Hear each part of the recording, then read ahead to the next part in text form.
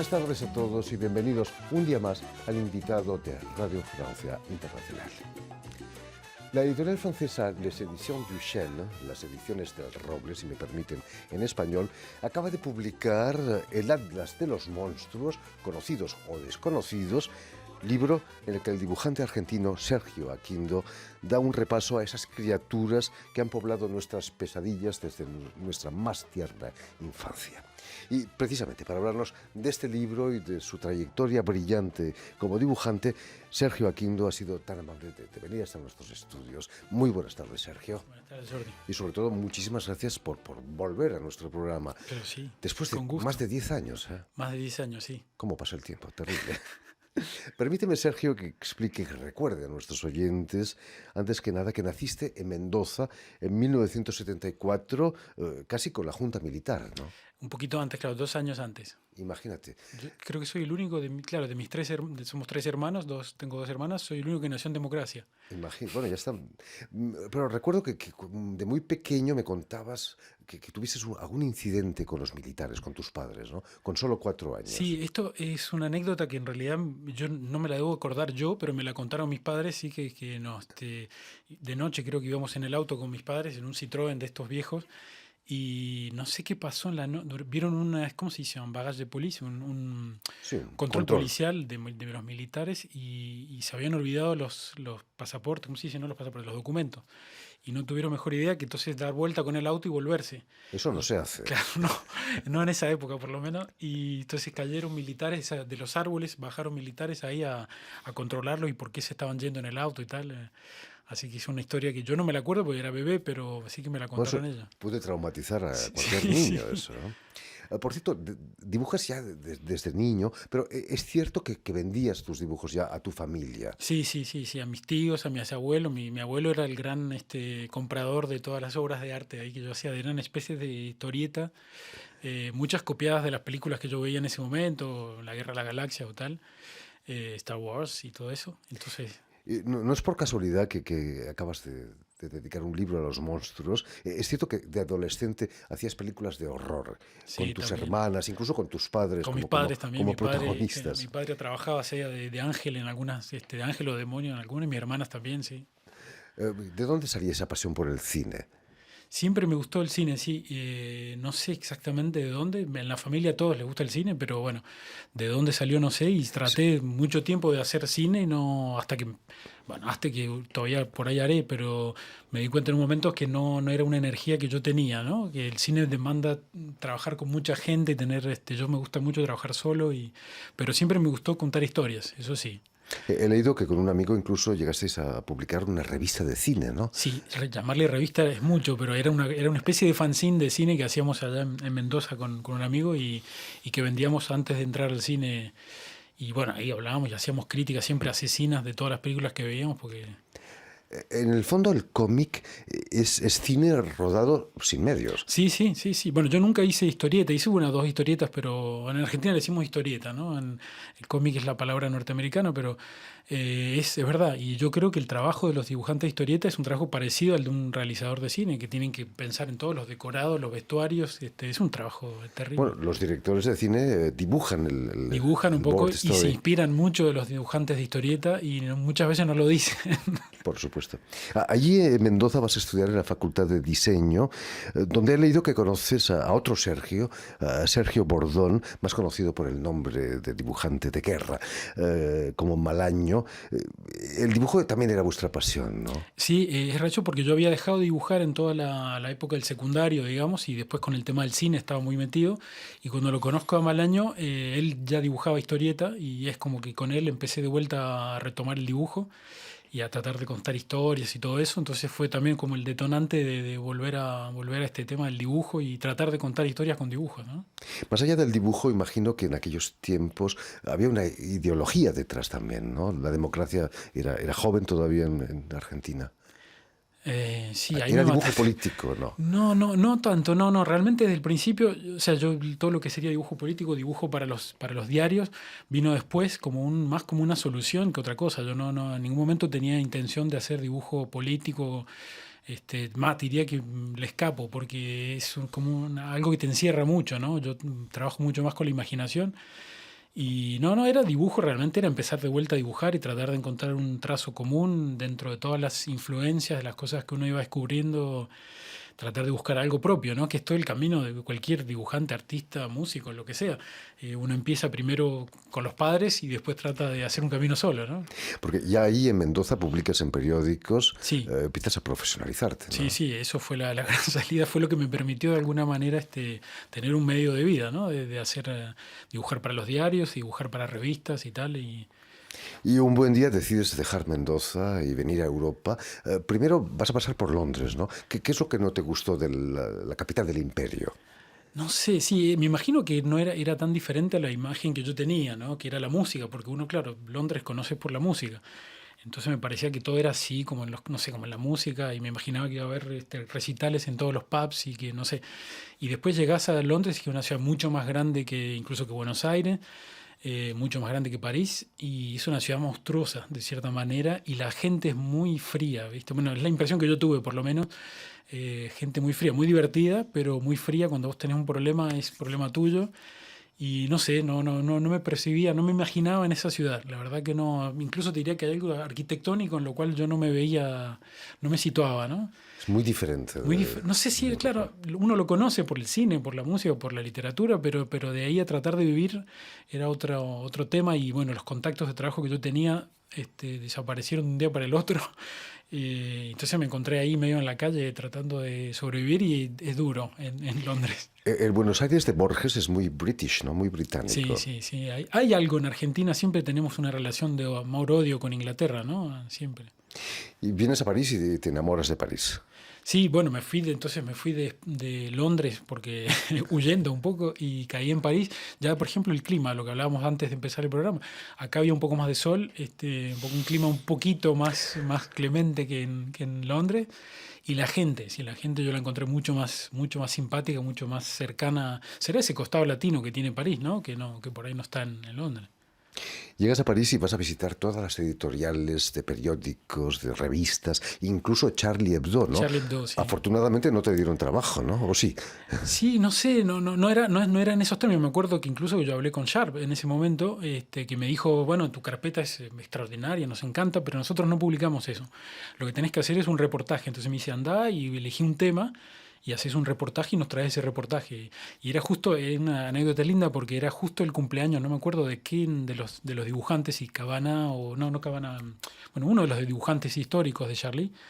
Y entonces era un desmadre la redacción, estaban todos borrachos, había todo el mundo tomando ahí vino, era una cosa muy linda, muy... Pero no Imagino me que dieron trabajo, no. la noticia del atentado te debió dejar Sí, como todo el destrozado. mundo, pero sobre todo porque conocía a uno o dos de los dibujantes, Honoré entre ellos, que lo conocía bien porque habíamos estado en presentaciones de libros juntos, habíamos trabajado juntos en alguna revista, entonces sí, fue un show, bueno, como todos, ¿no? Como fue para todos. El ambiente de la redacción de Le Monde me imagino que es Es diferente de la diferente, de sí, Charlie Hebdo, ¿no? muy diferente. Menos alcohol, quizás. Sí, hay alcohol también a veces, pero sí, menos. ¿Cuándo empiezas a trabajar para Le Monde? Bastante rápido, mira, en el 2002 o algo así empecé a trabajar, empecé como en los suplementos esos de economía y tal, cuando tenés que dibujar cosas imposibles como, no sé, ¿no? Bueno, todos esos temas de economía o de ciencias y qué sé yo. Y de esos suplementos de poco fui pasando a la parte de cultura y después a la parte política, que es la que más me interesa a mí, la parte de opinión, ¿no? Pero sí, desde bastante rápido empecé a trabajar para ellos, en el 2002 por ahí, Y más o menos. todavía sigues, Y imagino, todavía estoy ahí. trabajando. ¿Cómo nace la idea, Sergio Aquindo, de recrear en un libro las figuras monstruosas de la historia, conocidas o no conocidas? Bueno, por lo que te decía antes, que siempre me interesó el tema, ¿no? De la monstruosidad, ya sea la monstruosidad física, las enfermedades, la parte esa mitológica del monstruo, ¿no? Porque es como el doble nuestro, está la realidad que vivimos nosotros y después está esa otra realidad, como están los sueños también. Y es siempre esa parte oculta de nuestra historia directamente, ¿no? De por qué construimos esos monstruos, ¿no? ¿Por qué necesitamos imaginar esos cuando uno empieza a leer la historia? Y para este libro tuve que leer muchas cosas de mitología, de etnología y tal, y es increíble la imaginación que el ser humano ha desarrollado para inventarse esos monstruos, ¿no?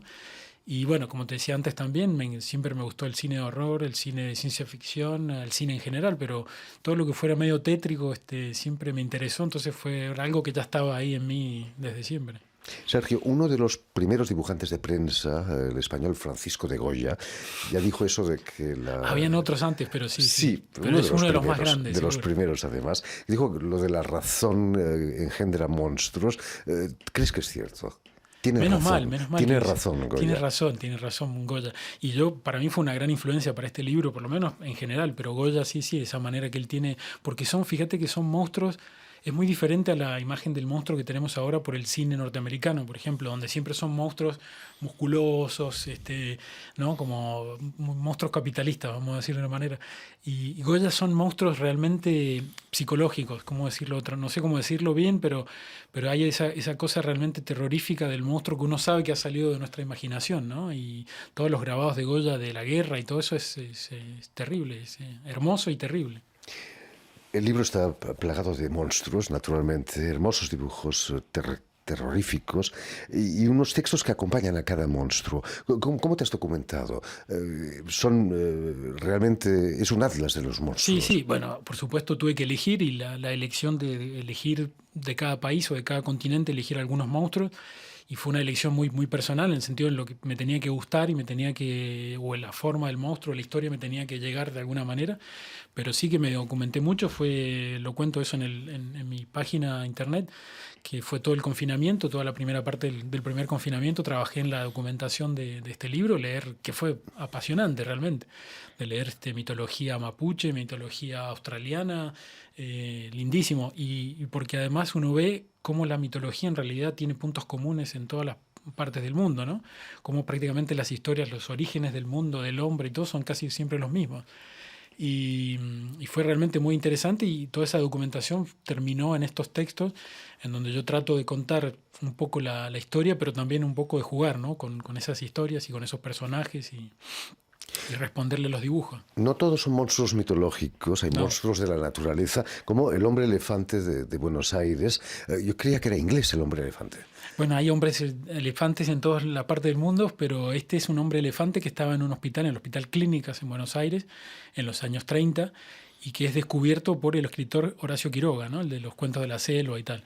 Es una deformación que tiene una deformación cráneo. terrible, que está guardado, lo tienen escondido en una parte ahí cerca de los hornos, en el subsuelo del hospital, y él lo descubre ahí, lo hace que lo suban y lo ponen en su habitación.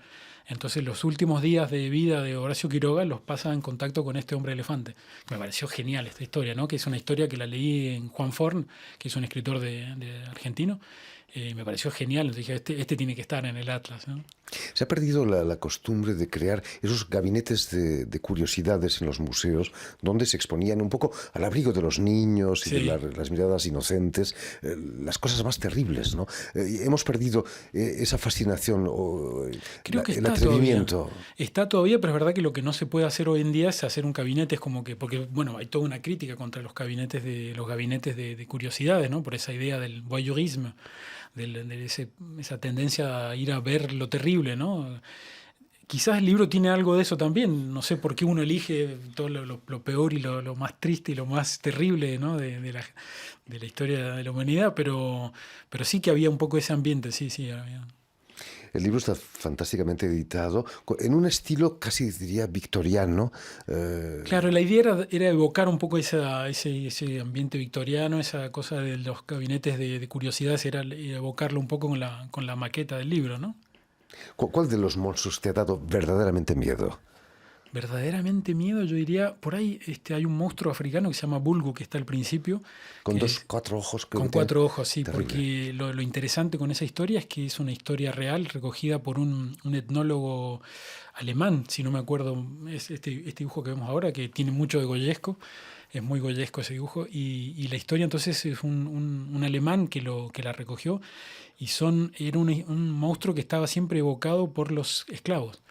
Los niños esclavos que se los llevaban de África hacia Europa evocaban siempre la figura de ese monstruo terrible, gigante, que salía de atrás de las montañas con 4 ojos, y me pareció fantástico y terrorífico a la vez porque era como una imagen de lo que fue el esclavaje, ¿no? El esclavagismo.